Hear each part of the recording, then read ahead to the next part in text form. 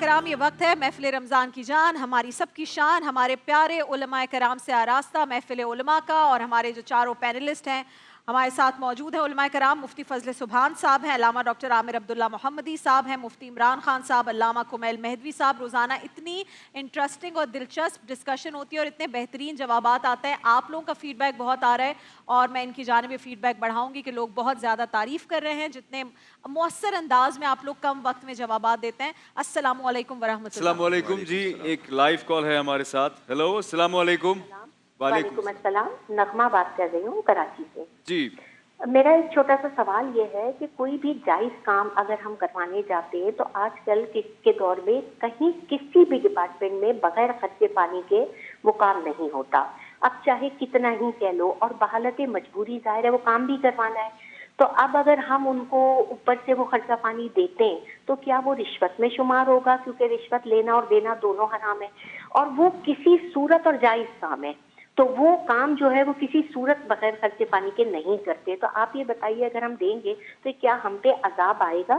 کیونکہ وہ تو ہوتا ہی نہیں ہے گورنمنٹ میں بغیر خرچے پانی کے کوئی بھی کام. خرچے پانی کے بغیر کوئی کام نہیں ہوتا. مہدوی صاحب، خرچہ پانی اور اگر یہ دے رہے حدیث ہے ہیں، میرے خیال سے رشوت لینے والا رشوت دینے والا دونوں جانیں گے. اگر خرچہ پانی کے بغیر کام نہیں ہو رہا آپ کا تو پھر آپ یہ سوچ کر دے دیں کہ بھائی اب نہیں ہو رہا کام تو یہ لیں پیسے پکڑیں. بسم اللہ الرحمن الرحیم. دیکھیں، انما الاعمال بالنیات یہ اصل میں رشوت کی ڈیفینیشن سے باہر نکل جاتا ہے. میں آپ کو بہت خلاصہ عرض کر دوں، اس لیے کہ رشوت کا عنوان ہی وہاں پر صادق آتا ہے کہ جب آپ کسی سے ناجائز فائدہ اٹھاتے ہوئے جو آپ کا حق نہیں بنتا. عام طور پر یہ اصطلاح فقہی معنوں میں تو کورٹ میں استعمال ہوتی ہے، جہاں پر آپ قاضی کو خدا نخواستہ اپنا مطلب فیصلہ اپنی طرف کروانے کے لیے، یا جھوٹی گواہی دلوانے کے لیے، یا سچی گواہی کو دور کرنے کے لیے، یا کسی فیصلے کو مینوپولیٹ کرنے کے لیے اس کو استعمال کریں. اور پھر عمومی طور پر اور بھی جگہوں پر جہاں غیر شرعی، غیر اخلاقی اور حرام کام کی طرف آپ اپنے آپ کو، یعنی جو آپ کا حق نہیں بنتا، جو ڈیزرو نہیں کرتے آپ، اس پر آپ اس کو اپنے کوئی منفعت کو حاصل کرنا چاہیں، یا کسی اور جو ڈیزرو کرتا ہے اس سے دور کرنا چاہیں، تو ایسی صورت میں اگر وہ استعمال ہوتا ہے تو وہ شرعاً جائز نہیں ہے. یہ اسے کہتے ہیں رشوت. جہاں تک یہ والی بات ہے تو یہ ہم بھی اسی پریکٹیکل سوسائٹی میں رہ رہے ہیں، اور ہمیں معلوم ہے کہ آپ نے اگر جائز بجلی کا کنیکشن بھی لگوانا ہے تو اس وقت تک نہیں لگے گا کہ جب تک آپ اس لائن مین کو اپنے جائز حق کے لیے بھی 500,000 روپے یا کچھ نہیں دیں گے، ورنہ یہ کہ وہ 2 مہینے تک آپ بغیر بجلی کے رہیں گے. تو پہلے ایسا ہوتا تھا کہ جب فون کی لائنز لگتی تھیں تو وہ اسی طرح سے ہوتا تھا. اور چاہے آپ کوئی بھی کام کہہ لیجئے، چاہے بہت سارے کنسٹرکشن کے کام ہیں، بہت سارے بلڈنگز کے کام ہیں ایسے، اور مطلب کوئی بھی شعبہ لے لیجیے آپ، انڈر دا ٹیبل پیسے جاتے ہیں. وہ جو ہیں اس میں آپ نے یہ ضرور اپنے دل میں سمجھنا ہے کہ یہ کام برا ہے، یہ کام صحیح نہیں ہے، بالصالح یہ کام ٹھیک تو نہیں ہے. لیکن اس کے بغیر چونکہ میرا جائز شرعی حق بھی مجھے نہیں ملے گا، اس عنوان سے جب اس کو آپ ادا کر دیتے ہیں تو یہ رشوت کی ڈیفینیشن سے باہر نکل جاتے ہیں. یعنی گناہ نہیں ہوتا، آپ پہ گناہ شرعی طور پر نہیں ہوتا، اور آپ اس میں شرعی طور پر بری و ذمہ ہوتے ہیں. ہاں، وہ جو لینے والا ہے وہ گناہ گار ہے. اچھا، جی اس کا مطلب یہ نہیں ہے گناہگار نہیں ہے مجبوری میں دینے والے، لیکن جو لینے والا ہے اس لیے کہ مجبوری اس کی نہیں ہے، مجبوری آپ کی ہے. تو جو مجبوری میں یہ کام کر رہا ہے جس کی وجہ سے اس کا جائز کام نہیں ہو رہا، تو وہ دینے والا گناہگار نہیں ہے. لیکن جو لینے والا ہے، لیکن آپ کے دینے کی پریکٹس سے تو اس کی عادت مضبوط ہوتی جا رہی ہے. وہ ایک الگ اخلاقی پہلو ہے. لیکن چونکہ کتنی مرتبہ ایسے ہمارے فقہاء کرام سوال بھی کیا گیا ہے کہ اگر میں یہ کام نہیں کروں گا، تو میں نے جو آپ کو پہلے مثال دی کہ میں 3 مہینے بغیر گیس کے رہوں گا، میں 3 مہینے بغیر، تو یہ عام طور پر اس میں حرج مرج لازم آ جاتا ہے. یعنی ایک ایسے انبیریبل کانسیکوینسز ہیں اس کے، اتنا سخت ہے پھر اس کے بغیر جینا کہ آپ عام معاشرے میں اس طرح جی سکتے ہی نہیں ہیں. تو کبھی آپ کو یہ کام اس لیے کرنا پڑتا ہے، دل میں آپ یہ نیت کر رہے ہیں کہ میں اس کام سے قطعاً راضی نہیں ہوں، مجھ سے جبراً یہ کام کروایا جا رہا ہے. تو جو جبر ہوتا ہے تو پھر ایسی صورت میں لا ضرار ولا ضرار، نہ آپ کسی کو نقصان دیں نہ آپ کسی سے نقصان لیں. اس کیفیت میں آپ اس کو کر لیں، اس کے لیے حرام ہے، لیکن یہ اس کے لیے رشوت شرعاً کے جائز زمرے میں نہیں آتا. اس کے لیے شرعاً جائز نہیں ہے. عمران خان صاحب، پولیس والوں کو خرچہ پانی دینا جائز ہے؟ بسم اللہ الرحمن الرحیم. وہاں تو آپ کی جان بھی خطرے میں پڑ سکتی. دیکھیں جی، حدیث تو یہی ہے، الراشی والمرتشی کلاہما فی النار، رشوت دینے والا لینے والا دونوں گناہگار ہیں. لیکن جس طرح قبلہ نے اس بات کی وضاحت کی کہ ہمیں دیکھنا پڑے گا رشوت کی تعریف کیا ہے. تو رشوت کی تعریف بیسیکلی یہ ہے کہ میں کسی چیز کا اہل نہیں ہوں، لیکن میں نے کچھ مال لے کر اس چیز کے حق کو اپنے لیے لازم کروا لیا ہے. رائٹ، فار ایگزامپل اگر آپ نے جیسے پولیس کا ایک نام لیا، ہم ایک ایگزامپل لے لیتے ہیں کہ اگر ٹریفک پولیس ہے، میں روڈ پر جا رہا ہوں، وہ مجھے روکتے ہیں، میرے پاس اگر لائسنس نہیں ہے، میرے پاس گاڑی کے ڈاکیومنٹس نہیں ہیں، اب میرا جرمانہ بنتا ہے 5,000 روپے یا 10,000 روپے. تو میں اس سے یہ بات طے کرتا ہوں تم 10,000 دو گے تو سرکار کے کھاتے میں جائے گا, تم مجھ سے 2,000 روپے لے لو تو وہ تمہاری جیب میں چلا جائے گا, نہ مجھے پکڑو نہ تم کرو. یہ پیورلی رشوت ہے کہ میں خود ناحق تھا, میرے پاس چیزیں پوری نہیں تھیں, مجھے پنش ہونی چاہیے تھی, لیکن میں نے کیا کیا, ایک ایڈوانٹیج لے لیا غلط طریقے سے. ٹھیک ہے. آن دا ادر ہینڈ آپ آ جائیں, میرے پاس گاڑی کے ڈاکیومنٹس پورے ہیں, میرے پاس لائسنس پورا ہے, میرے پاس ہر چیز پوری ہے, پھر بھی ایک صاحب مجھے روکتے ہیں اور کہتے ہیں بھائی اگر آپ مجھے نہیں دو گے تو میں کسی بھی کیس میں آپ کو اندر کر دوں گا. اب میرے اوپر جان بچانا یعنی اپنی جان کو چھڑانا وہ لازم ہو چکا ہے, مجھے بچنا ہے. تو ایسی صورت کے اندر پھر یہی ہوتا ہے کہ آپ کچھ نہ کچھ دے کر بولتے ہیں یار آپ مہربانی کریں میری جان چھوڑیں. تو جس طرح قبلہ نے بھی وضاحت کی کہ اگر ہمیں, کیونکہ میں خود ایک سرکاری ادارے سے بلانگ کرتا ہوں اور ان تمام چیزوں کو بہت اچھی طرح سے سمجھتا ہوں, تو میں صرف اتنا ہی عرض کروں گا کہ ہوتا یہ کہ اگر کوئی کام شرافت سے نہیں ہو رہا ہو, ٹھیک ہے, تو آپ اس کو پیسے دیتے ہیں, مجبوراً اس سے اپنے ایک مسئلے کو حل کرواتے ہیں. بصورت دیگر آپ کا ایک نارمل کام کے لیے آپ کو اتنے دھکے لگوائے جائیں گے کہ آپ کے جوتے گھس جاتے ہیں, چپلیں ٹوٹ جاتی ہیں, اور پھر طے یہاں ہوتا ہے جناب 50% آپ کو دینا پڑے گا تب آپ کی پیمنٹس ریلیز ہوں گی, ورنہ نہیں ہوں گی. تو اگر ایسی کوئی بھی کنڈیشن بنتی ہے تو دینے والا یقیناً گناہ گار نہیں ہوگا, جو لینے والا ہے وہ گناہ گار ہوگا. اس نے کیا, اور آپ جو یہ فرما رہی ہیں کہ بھئی آپ اس کی حوصلہ افزائی کریں, وہ سب سے مانگے گا. مسئلہ یہ ہے کہ اگر میں اس کی حوصلہ افزائی نہیں کروں گا, جو کہ میں بالکل نہیں کر رہا ہوں نیاتاً, ٹھیک ہے نا, تو مجھے پتا ہے جو میرے ساتھ ہوگا نا وہ مہینوں کے اوپر بات چلی جائے گی. تو میں تو اپنی جان بچاؤں گا, اپنی مشکل کو آسان کروں گا. تو ایسی صورت میں اگر کسی کو مجبوراً دینا پڑے تو وہ دے سکتا ہے. وہ رشوت کے زمرے میں نہیں آتا, رشوت کے زمرے میں میری طرف سے نہیں آئے گا, اس کی طرف سے آئے گا. اور ایک آخر میں ایک جملہ صرف جزیے کے طور پر عرض کر دیتا ہوں. دیکھیں, جرم الگ چیز ہے, گناہ الگ چیز ہے. جرم وہ ہوتا ہے جو کنٹری کی سطح پر ہوتا ہے, ہمارے لاء میں. گناہ وہ ہے جو اللہ کی نافرمانی میں. ٹھیک ہے, اس ڈفرنس کو ہمیں ذہن میں رکھنا چاہیے. بعض کام ایسے ہوتے ہیں جو قانوناً جرم ہوتے ہیں لیکن گناہ نہیں ہوتے, اور بعض کام ایسے ہوتے ہیں جو کہ گناہ ہوتے ہیں, قانوناً جرم نہیں ہوتے. مثال کے طور پر سود لینا پاکستان کے قانون کے مطابق جائز ہے, جرم نہیں ہے, لیکن شریعت مطہرہ میں گناہ کبیرہ ہے, اس سے بچنا چاہیے, حرام ہے. اس کے برعکس جو ہم دوسرے ممالک سے بعض اوقات کچھ مال منگوا لیتے ہیں, جس کو آپ عرف کے اندر اسمگلنگ کے طور پہ کہتے ہیں, یہ پاکستان کے قانون کے مطابق جرم ہے. شریعت مطہرہ کے اندر ایک ملک سے دوسرے ملک میں اگر کوئی ٹرانزیکشن کی جائے تو وہ جائز ہوگی. تو ہمیں دیکھنا یہ چاہیے کہ ہمیں حتی المقدور یہ کوشش کرنی چاہیے کہ ہم جرم سے بھی بچیں اور گناہ سے بھی بچیں, اور اگر دونوں میں تفاوت ہو جائے تو ایسی صورت میں پھر گناہ سے بچنا وہ اولا ہوگا. اسمگلنگ قانون کے مطابق تو جرم ہے لیکن گناہ نہیں ہے. نہیں ہے. تو انسان یہاں والوں سے بچے, اللہ کے یہاں والا میں نے آپ کو کہا کہ حد المقدور ہم یہ کوشش کریں جس بھی ملک میں ہم رہ رہے ہیں اس کے قانون کو فالو کریں اور شریعت مطہرہ کی لمٹ میں رہیں. صرف ایک جملہ عرض کروں گا کہ جو اس وقت کے فقہاء کرام ہیں, خاص طور پر جن کو فالو کرتے ہیں اہل تشیع و حضرات, جس میں آیت اللہ سیستانی جو نجف اشرف میں ان کا نام بہت پرومیننٹ ہے, ان کے فتوے کے مطابق ملکی قانون پر عمل کرنا بھی ضروری ہے, اور اگر اس پہ جرم کیا تو وہ گناہ بھی ہے. اس لیے کہ آپ جب کسی اور, جیسے خاص طور پر جس کنٹری میں بھی آپ رہ رہے ہیں وہاں پر بھی ہوتا ہے, اور جب آپ کو ویزا ملتا ہے کسی اور جگہ پر آپ جاتے ہیں تو آپ عہد کرتے ہیں, اس میں سائن کرتے ہیں آپ کہ میں لا ابائڈنگ سٹیزن ہوں گا. تو اگر آپ نے اس عہد کو پورا نہیں کیا تو وہ جرم تو ہے ہی لیکن گناہ بھی ہے. میرے بھی ذہن میں یہ سوال آ رہا تھا, اور میں بس اس میں ایک بات ایڈ کر دوں, جس طرح حضرت نے بات کی نا, تو میری بات کا خلاصہ بھی یہی تھا. اور میں یہ بات اس لیے کر رہا ہوں کہ دیکھیں, اب اگر آپ سود کا لین دین کر رہے ہیں پاکستان میں تو یہ جرم نہیں ہے, لیکن شریعت میں گناہ ہے, تو ہمیں اس سے بھی بچنا ہوگا. ٹھیک ہے نا, تو ہم حتی المقدور کریں گے کہ ہم دونوں چیزوں سے بچیں, جہاں مجبوری ہو تو پھر وہاں پر کچھ بالکل ٹھیک ہے. یہی سوال آپ کے پاس بھی لے کر آئیں گے فضل سبحان صاحب. کچھ لوگ جو ہے نا وہ لیزی ہونے کی وجہ سے بھی اوپر پیسے کھلاتے ہیں کہ یار اب کون جائے گا, دھکے کھائے گا, لائنوں میں لگیں, وہاں جائیں, ایسے کریں, یار کوئی بندہ پکڑو اس کو پیسے کھلاؤ وہ کام کر دے گا. اور یہ نارمل روٹین کی بات ہو گئی, اب تو یہ نارمل سی بات ہے. اب یہ بالکل ہر ایسے ادارے کے باہر بندے کھڑے ہوتے ہیں کہ سر آپ 2000 پکڑائیں, میں جلدی سے کروا کے آتا ہوں, آپ اے سی میں بیٹھیں.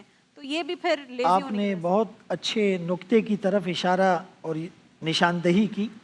دیکھیں, علماء تو ظاہر ہر آدمی اپنے زاویہ نگاہ سے مختلف جہتوں سے بات کر رہا ہوتا ہے, اور وہ بالکل ویلڈ بھی ہے. لیکن کبھی کبھی ہم گناہ کے حجم کو اور اس کے سائز کو کم کر رہے ہوتے ہیں. یہاں تک تو بات ٹھیک ہے, حدیث پاک میں آتا ہے الراشی والمرتشی کلاہما فی النار, رشوت لینے والا دینے والا دونوں جہنم میں جائیں گے, گناہ ہے. اور معراج کے موقع پر آقا کو جو مناظر دکھلائے گئے اس میں بھی سود خور اور رشوت لینے والے کو سزا دکھائی گئی. اب مجبوری کیا ہے اس کی ڈیفینیشن کو بھی دیکھنا پڑے گا. ایک آدمی پاسپورٹ بنانے جاتا ہے اور وہ کہتا ہے لائن لگی ہوئی ہے, 1 گھنٹے بعد میرا نمبر آئے گا, اگر تھرو پراپر چینل میں کروں گا بغیر رشوت دیے. لیکن اپنے آپ کو اس تھوڑی سی تکلیف اور مشقت سے بچانے کے لیے چونکہ ہم تن آسانی کے اتنے عادی ہو چکے ہیں کہ ہمیں تو پروٹوکول اور وی آئی پی کلچر چاہیے، تو وہاں جو آپ پیسے دے کے اپنا کام کرا رہے ہیں یہ مجبوری نہیں ہے، نمبر ایک۔ اسی طرح بعض علاقوں میں گراؤنڈ پلس 2 وہ آپ کو الاؤ ہوتا ہے، لیکن لوگ جو ہے نا 6 منزل بناتے ہیں اور اس کے لیے رشوت دیتے ہیں، تو یہاں پر بھی آپ رشوت دینے والے شمار ہوں گے، یہ آپ کی مجبوری کنسیڈر نہیں کی جائے گی۔ اچھا، جہاں ایک موقع پر آپ کوئی ویکنسی ہے، آپ نے اپلائی کیا ہے، انٹرویو بھی دے دیا ہے، آپ رشوت دیں گے تو آپ کا کام ہو جائے گا۔ اگر آپ یہ سمجھتے ہیں کہ اس کے ایلیجیبلٹی کرائیٹیریا کو آپ فلفل کر رہے ہیں اور آپ کی نظر میں ان تمام امیدواروں میں زیادہ مستحق آپ ہیں اور بغیر رشوت کے کام نہیں ہوگا، یہاں رشوت دیں گے تو گناہ نہیں ہے۔ یوسف علیہ السلام نے تو خود کہا اجعلنی علی خزائن الارض، مجھے فائنینس منسٹر بنا دیجئے، انی حفیظ علیم، میں حفاظت دیانت کرنے والا اور اس علم کو کاؤنٹنگ کو جانتا ہوں، اکاؤنٹنگ اور کاؤنٹنگ کو۔ لیکن اگر آپ یہ سمجھتے ہیں کہ آپ سے زیادہ اچھے ڈومین والے، اچھی سی وی والے، پروفائل والے لوگ ہیں، لیکن آپ کسی کو پیسے لیکن آپ پیسے دے رہے ہیں، تو یہ بھی آپ کی مجبوری نہیں ہے، یہاں بھی گناہ ملے گا۔ حدیث پاک میں آتا ہے یہ بھی رشوت میں شمار ہوگی بات؟ جی رشوت میں۔ اچھا، اذا وسد الامر وفی روایت اذا اسند الامر الى غیر اہلہ فانتظر الساعہ، جب ذمہ داری نااہل لوگوں کے سپرد ہو جائے تو قیامت کا انتظار کرو۔ تو ہماری رشوت دینے کی وجہ سے بعض اوقات، لیکن اگر مجھے لگ رہا ہے کہ میں اہل ہوں لیکن میں پبلک کی نظر میں اہل نہیں ہوں تو کیا میں گناہگار ہوں؟ دیکھیں اس میں آپ کا اور آپ کے علاوہ جو وہاں کے متعلقہ لوگ ہیں یا اس کے جو جے ڈی ہے، جاب ڈسکرپشن ہے، اس کے مطابق ہر آدمی اپنے آپ کو دیکھے یا کسی سے پوچھ سکتا ہے۔ عوام کا اعتبار تو اس لیے نہیں ہے کہ عوام جو ہے وہ ظاہر ان چیزوں کی باریکیوں کو نہیں سمجھتی۔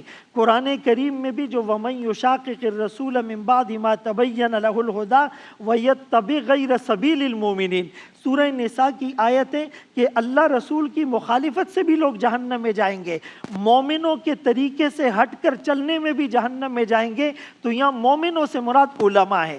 امام شوکانی رحمۃ اللہ علیہ نے لکھا لا اعتبار بقول العوام لا وفاقا ولا خلافا لأنهم ليسوا من اہل النظر فی الشرعیات لا يفهمون الحجہ ولا يعقلون البرہان۔ ایسے دینی معاملات میں، دیانت میں، قضا میں عوام کی باتوں کا، جمہوریت کی باتوں کا جس میں سر گنے جاتے ہیں بیجے نہیں، اس کا اعتبار نہیں ہوگا، وہ تو ایک الگ پیراڈائم ہے۔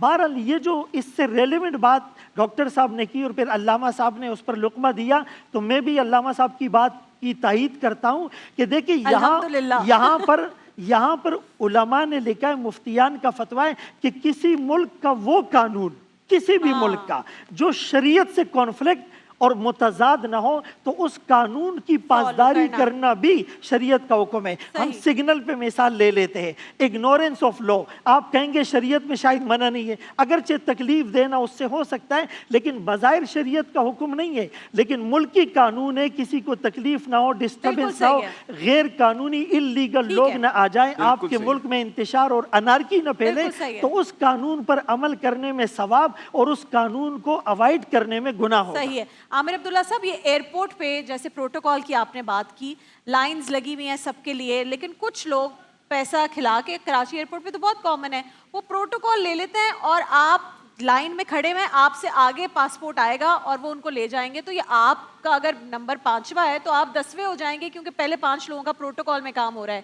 یہ ناجائز ہے؟ رشوت کے معاملے پر بھی آئیے۔ بسم اللہ الرحمن الرحیم، بہت ہی مفید گفتگو ہوئی ہے، اور جو لب لباب ہے وہ یہی ہے کہ اگر آپ کا استحقاق ہے اور وہ ریاستی جبر کی وجہ سے یا ملکی نظام کی وجہ سے یا کسی زیادتی کی وجہ سے متاثر ہو رہا ہے، تو اپنے حقیقی استحقاق کو حاصل کرنے کے لیے اگر آپ کسی کو پیسے کھلاتے ہیں تو وہ رشوت نہیں کرائے گی، آپ گناہ گار نہیں ہوں گے کیونکہ آپ مجبور ہیں۔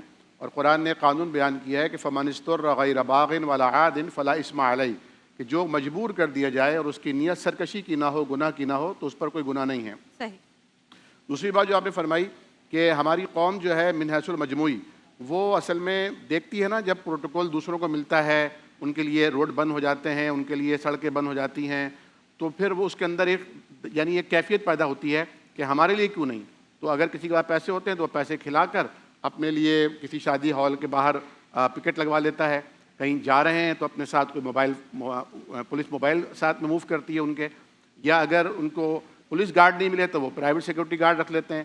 تو یہ جو کر و فر اور یہ جو جھوٹی شان شوکت اور دکھاوا اور اپنی ہیبت دکھانے کی جو لوگوں کو نیچا دکھانا اور اپنے آپ کو ذرا ہیوی شو کرنے کی جو ایک عادت ہے نا, یہ ہمارے ہاں ایک ناسور بنتا جا رہا ہے. اور اب تو میں دیکھ رہا ہوں کہ جہاں چار بندوں کی آپس میں کوئی تکرار بھی ہوتی ہے تو اگلا اس میں اوپر سے آتا ہے. اور یہ کس طرح بن گئی ہے کہ اوپر سے آؤ, مطلب تم زیادہ گرم ہو جاؤ گے, تم زیادہ ایگریسو ہو گے تو وہ اگلا بندہ چپ ہو جائے گا. یہ ایک بہت خطرناک بات ہے, وبا ہے, اور یہ بیماری پھیلتی چلی جا رہی ہے.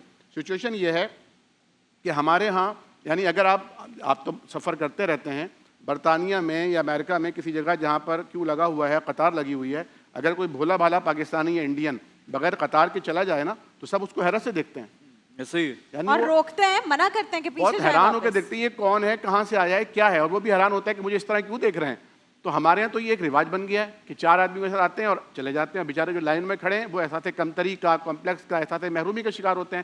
پھر جب کبھی انہیں موقع ملتا ہے تو وہ بھی یہی کرتے ہیں. تو سچویشن یہ کہ تو سسٹم کو تبدیل ہونا چاہیے اور عوام الناس کو یہ شعور دینا چاہیے کہ آپ اگر اپنے حق سے زیادہ لیں گے تو آپ گناہ گار ہوں گے. اپنے حق کو چھوڑنا کار ثواب ہے, حق سے زیادہ لینا کار ثواب نہیں ہے. ویری امپورٹنٹ, یعنی اور حق چھوڑ قانون کی سکتے پابندی ہیں کرنا وہ بالکل تو صحیح فرمایا. علامہ صاحب نے بھی اور ڈاکٹر صاحب نے بھی اور مفتی صاحب نے بھی اس کی توثیق کی کہ جس ملک میں آپ رہتے ہیں المسلمون علی شروطہم, ترمذی شریف کی حدیث ہے, مسلمان اپنی شرطوں کے حساب سے مسئولیت کے دائرے میں آتے ہیں. اگر آپ نے کسی معاہدے کو پر کیا ہے, کسی ملک کی آپ نے شہریت لی ہے تو آپ وہاں کی یا ویزا بھی لیا ہے, آپ وہاں کی اصول اور ضوابط کے پابند ہیں. اور اسمگلنگ کرنا شرعاً بھی حرام ہے, قانوناً بھی حرام ہے, شرعاً بھی جرم ہے, قانوناً بھی جرم ہے اور شرعاً بھی گناہ ہے. بہت سوال آتے ہیں جو امپورٹ ایکسپورٹ کا کام کرتے ہیں, بہت ساری ایسی چیزیں ہوتی ہیں ان کے پاس, یہ ہمیشہ انہوں نے یوز کی ہے بات کہ یہ تو جی چاہے وہ آئل انڈسٹری میں کام کرتے ہوں یا اب کوئی اور میٹل کی انڈسٹری یا کچھ بھی, وہ کہتے ہیں بھئی یہ اسلام میں تو اس کو کوئی منع نہیں کیا گیا, اس ملک کے قانون کی وجہ سے ہم کیوں اپنا نقصان کریں. آپ کہہ رہے ہیں کہ شرعن بھی منع ہے. بالکل بالکل بالکل سبحان صاحب, بالکل, کیونکہ آپ کو پابند کیا گیا ہے کہ کیونکہ آپ smuggling کا جو word ہے, ملک کے مفاد کے خلاف نہیں جا سکتے. آپ جس چیز میں smuggling کو ملک کے مفاد elaborate کریں نا ٹکرا رہے تاکہ ہیں, نقصان ہو رہا ہے, اس میں آپ پابند ہیں. دیکھیے بنیادی طور پر لا دین لمن لا عہد له, حدیث پاک میں ہے کہ اس آدمی کا دین نہیں جو اپنے عہد کو اور ایگریمنٹ کو اور کمٹمنٹ کو پورا نہ کرے. چونکہ کسٹم کے لوگوں سے ظاہر ہے وہ ہم سے مسائل پوچھتے, وہ بعض اوقات کہتے کہ ہم جو لیگل شپمنٹ ہوتی ہے نا بالکل اکارڈنگ ٹو لا, لیکن اس میں بھی جب وہ رشوت مانگتے ہیں تو اس کا سلوشن یہ نکالتے کہ یہ دوسری شپمنٹ میں شو ڈاکومنٹس میں ایک چیز ہوتی ہے اور اس میں دوسری چیز ہوتی ہے کہ اس کا جو ٹیکس زیادہ ہے وہ بچ جائے. تو کہیں پر اگر آپ نے ایگریمنٹ کر لیا, آپ نے معاہدہ کر لیا, ہمارے ملک میں جتنا بھی اگنورنس آف لا ہو لیکن اس کے باوجود قانون بنے ہوتے ہیں, ہر چیز ڈاکومنٹیشن لیٹ سے قانون بن گیا ہے کہ جی فون آئے گا تو پی ٹی اے اپروو ہوگا, اور جتنے کا فون ہے اتنے کا ہی تقریباً آپ کو ٹیکس بھی دینا پڑتا ہے, 2-2.5 لاکھ روپے. تو آپ کو لگتا ہے کہ اگر پھر وہ naan P T approve phone کو یوز کر رہا ہے, قانون میں تو ہے کہ اپروو کروائیں, تو وہ غلط کر رہا ہے.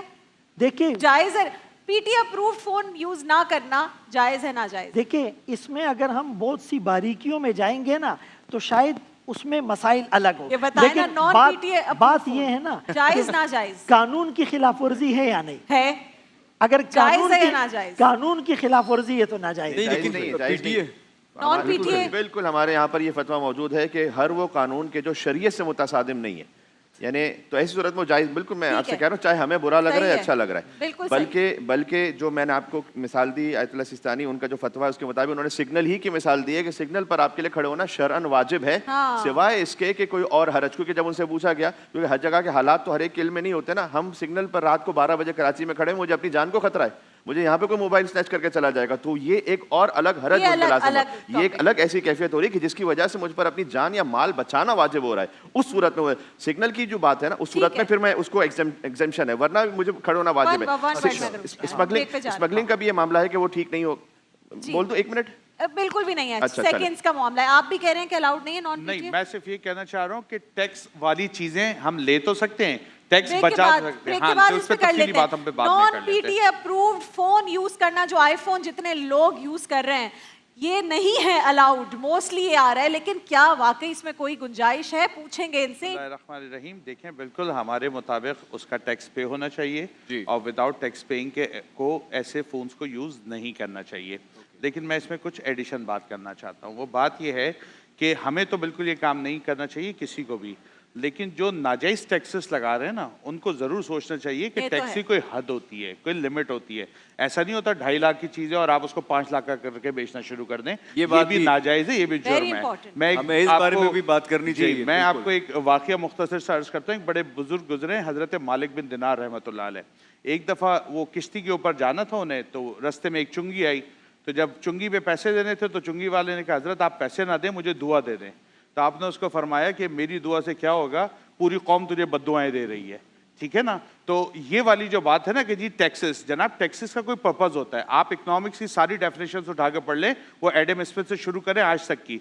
जो भी टैक्स पेयर पे कर रहा होता है वो घूम कर उसी के पास जाना चाहिए और उसकी कैफियत ये होनी चाहिए कि एक पैनी भी अगर आपने दिया है ना तो वो एक पैनी आपको रिटर्न होगा। किस फॉर्म में होगा? आपके इंफ्रास्ट्रक्चर के फॉर्म में होगा, आपकी जो फैसिलिटीज़ है उसकी फॉर्म में होगा, आपको सिक्योरिटी फराहम की जाएगी, आपकी तमाम जो ज़रूरियात सरकारी जिम्मेदारियों में वो पूरी होंगी। हमसे सारे टैक्स आप ले लें और बदले के अंदर ना हमारी जान महफूज, ना हमारा माल महफूज, ना हमारी सवारी महफूज, हमारे साथ उल्टा सारे के सारे मसाइल खड़े कर दिए जाए और कहा जाए साहब आप टैक्स चोरी करेंगे तो आपने हराम किया है। तो ऐसा नहीं होता। दूसरे पर हराम का फतवा लगाना इस बारे आसान है। में पहले कसूरवार अपनी कौन है? जिम्मेदारियां पूरी करें, देन हमारे ऊपर रिस्पॉन्सिबिलिटी डालें, तो देन इट विल मुझे बताएं कसूरवार कौन हुआ? आपने पीटीए अप्रूव करना है यूज या नहीं करना? कह रहे हैं हमें तो नहीं देखें, करना बहैसियत चाहिए। इंडिविजुअल के हमें टैक्स पे करना चाहिए, इससे कोई गलत बात नहीं है और लाजमी करना चाहिए, लेकिन अरबाब इख्तियार को भी गौर व फिक्र करने की बहुत जरूरत है। जी देखें, नॉन पीटीए का ताल्लुक कस्टम और टैक्स से आता है, बिल्कुल।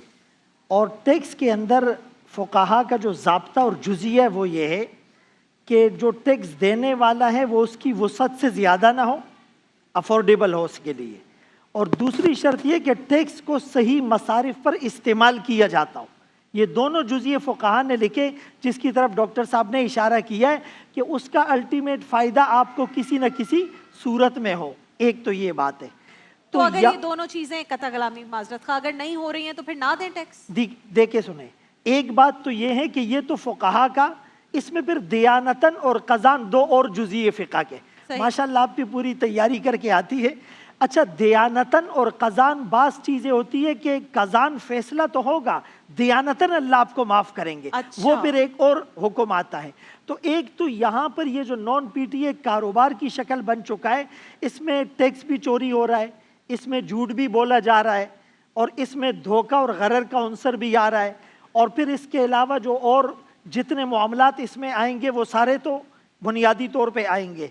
एक बुनियादी बात जो मेरे जहन में एक जुज़िया आ रहा था, लेकिन वो आते आते निकल गया। अगर आ जाए तो हम आ जी, जाएंगे मैं दोबारा इंशाअल्लाह आपके बता पास। दूंगा। मैदवी साहब, अहमद बशीर साहब है, उन्होंने एक कॉलम और एक अफसाना लिखा है या नॉवेल लिखा है दिल भटकेगा के नाम से। उसमें उन्होंने लिखा कि सरकार को एक मरतबा फतवे की ज़रूरत हुई कि रिश्वत पर फतवा हासिल किया जाए, तो उन्होंने एक गोले वाले से, एक मौलाना साहब थे, उनसे रब्ता किया और उन्होंने नाम भी लिखा, मैं इस वक्त नाम नहीं लूँगा, कि आप से रिश्वत पर एक फ़तवा चाहिए। तो चूँकि जो सरकार की कैफियत थी उस पर उन्होंने सवाल किया कि रिश्वत लेने के लिए फ़तवा चाहिए या रिश्वत के ख़िलाफ़ फ़तवा चाहिए आपको किस पे फ़तवा चाहिए। तो जो सूरत हाल है इस वक्त ना, उसमें दो तरफ़ा ज़िम्मेदारी है। देखें, एक मरतबा यह है कि बात बिल्कुल वो बजा है और उसूली है कि मोबाइल अगर 2.5 लाख का है और उस पर आप 3 लाख टैक्स लगा दें तो ये बिल्कुल नाजायज़ और गलत, ये बिल्कुल नाजायज़ और गलत है। और आप मोबाइल होते भी, पहले कहते हैं ना मोबाइल गिरता था तो बैटरी निकलती थी, अब मोबाइल गिरता है तो दिल निकलता है इंसान का। तो 5-5 लाख के तो मोबाइल। अब यहाँ पर उसूली तौर पर तो वो बात है कि वैसे कानून के एतबार से कि आपने टैक्स देना है, लेकिन टैक्स पर जब आप दे रहे हो तो बाज़ फ़ुक़हा ने उसको इस तरह से भी लिखा है कि टैक्स देना, उसको चोरी करना हराम है, लेकिन अगर आपको ये यकीन हो रहा है कि आपका टैक्स चोरी हो रहा है और उससे आपको कोई रिटर्न नहीं मिल रहा, या जितना रिटर्न मिलना चाहिए इतना नहीं मिल रहा, और आपको बैनी व बैन अल्लाह ये मुतमईन हो चुके हैं कि मैंने जितना मैं ले रहा हूँ सर्विसेज इतना मैं टैक्स दे चुका हूँ, तो आपकी शरई जिम्मेदारी पूरी हो जाएगी। सही, ठीक है। एक बहुत इंपॉर्टेंट सवाल है। हाँ जी, एक बहुत जुज़िया याद आ गई है, इंपॉर्टेंट वो जी बता दें मुख्तसरन ताकि हम। NFC अवार्ड का जो क्राइटेरिया है ना पाकिस्तान में, یعنی آپ اندازہ لگائیں کہ مور دین 80% ان صوبوں کو ملتا ہے جن کی آبادی زیادہ ہوتی ہے، اور پھر اس کا 10% جو ہے نا دیہات کو ملتا ہے، اور 5 to 6% ان کو ملتا ہے جو ریونیو جنریٹ کر کے دیتے ہیں۔ تو ہمارے ہاں جو جتنا کم ریونیو جنریٹ کر کے دے گا، جتنا زیادہ ریونیو جنریٹ کر کے دے گا، اس کو این ایف سی کا حصہ اتنا کم مل رہا ہے، اسی لیے یہاں پر ترقیاتی کام نہیں ہوتے اور آبادی کو بڑھایا جاتا ہے۔ تو ہمارے ملک میں نظام آوے کاوا بگڑا ہوا ہے۔ روایت کے مطابق 1,24,000 پیغمبروں میں سے 70,000 پیغمبر بنی اسرائیل کی طرف بھیجے گئے۔ اس کے باوجود وہ مختلف ادوار میں بت پرستی کا شکار رہے۔ جیسے الیاس علیہ السلام کے دور میں لوگ بال نامی بت کی پوجا کرتے تھے اور انسانی جانوں کو قتل کر کے اس کی بھیٹ چڑھاتے تھے اور مخصوص انرجی حاصل کرنے کی کوشش کرتے تھے۔ یہی کچھ پچھلے دنوں ایپسٹین فائلز میں سامنے آیا ہے، جس میں بال کا بھی ذکر ہے اور جس میں بااثر افراد یہی سارے گھناؤنے افعال انجام دیتے ہوئے نظر آتے ہیں۔ کیا یہ دونوں واقعات اور ان لوگوں کے کرتوت ایک دوسرے سے مماثل نہیں ہیں؟ اس پر آپ کیا فرمائیں گے؟ عامر عبداللہ صاحب۔ بسم اللہ الرحمن الرحیم۔ دیکھیے، جہاں اللہ رب العالمین کی اطاعت ہوگی وہاں اللہ رب العالمین کی طرف سے رحمتوں کا نزول ہوگا، امن کا نزول ہوگا، استحکام ہوگا، ایک دوسرے کے حقوق ادا کیے جائیں گے۔ اور جہاں اللہ رب العالمین کی نافرمانی ہوگی وہاں شیطانی قوتوں کی حکمرانی ہوگی، انہی کی اطاعت کی جائے گی۔ سورہ جن میں اللہ رب العالمین نے ذکر فرمایا ہے کہ پہل جنات انسانوں سے ڈرا کرتے تھے، خوفزدہ ہوا کرتے تھے، پھر جنوں کو کسی طرح پتہ چلا کہ انسان تم سے ڈرتے ہیں تو وہ شیر ہو گئے۔ تو اصل میں تو اللہ رب العالمین اگر مومن کو حاصل ہو جائے اس کی قربت اور اس کی معیت اور اس کی حمایت، تو اس سے زیادہ بہادر اور بریو کوئی نہیں ہو سکتا۔ لیکن اگر ایک مومن اللہ رب العالمین کی حمایت سے علیحدہ ہو جاتا ہے، اور یہ حمایت سے کب علیحدہ ہوتا ہے؟ جب وہ گناہ کرتا ہے۔ حدیث شریف میں آتا ہے کہ جب کوئی مومن گناہ کرتا ہے تو اس کے دل پر ایک دھبا لگ جاتا ہے، پھر اگر توبہ تائب ہو جائے تو وہ دھل جاتا ہے، اور اگر وہ توبہ تائب نہیں ہوتا تو دھبے لگتے رہتے ہیں یہاں تک کہ دل سیاہ ہو جاتا ہے۔